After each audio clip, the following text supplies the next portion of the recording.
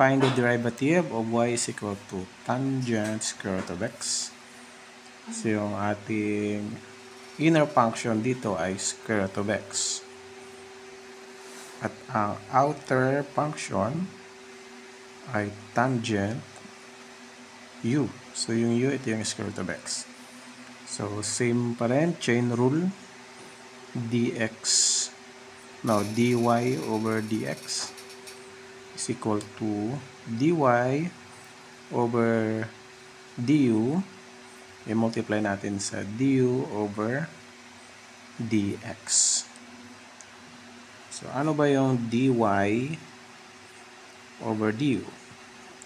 So, ito yung tangent u. So, i-derive natin. So, based from the derivative rules, ang derivative ng tangent is secant squared. Ayan. Ayan. Secant squared yung derivative ng tangent. So, ibig sabihin, yung dy over du natin ay secant squared u. So, dito naman tayo sa du over dx. So, yung square root of x, i-derive natin.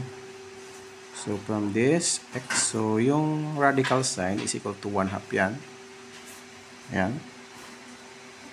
And then, so 1/2 times 1, i-multiply natin dito, magiging 1/2 x. And then, minus 1. 1/2 minus 1 is equal to negative 1/2. So, ayusin natin.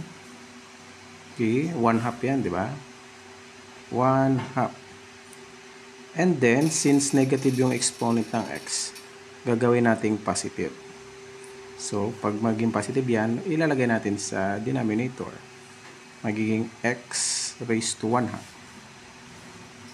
And then, 1 over 2. So, yung 1/2, understood yan na radical sign. So, ito ngayon yung derivative ng square root of x, 1 over 2 square root of x.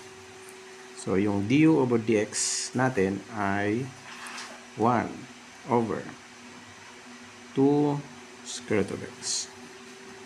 Yeah. So, next, ibalik na natin yung value ng u, which is square root of x. Multiply dito sa 1 over 2 times square root of x. Okay, i-multiply na natin. So, para sa ating final answer, so, final derivative, secant squared square root of x times 1 over 2 square root of x is equal to secant squared square root of x over 2 square root of x. So, ito na ngayon ang derivative ng tangent square root of x.